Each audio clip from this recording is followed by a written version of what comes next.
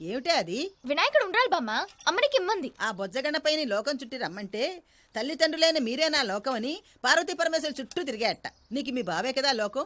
వెళ్ళి ముందుగా వాడికి పెట్టు, వాడు నీ చుట్టూరా తిరుగుతూ ఉంటాడు. నిజమా బామ్మ? నిజమేనే, కాకపోతే చిన్న చిక్కు ఉంది. ఈ ప్రసాదాన్ని మీ బావ కళ్ళు మూసి చూడకుండా తినిపిస్తే ఇంకా తొందరగా ఫలితం వస్తుంది. అవునా? ఆ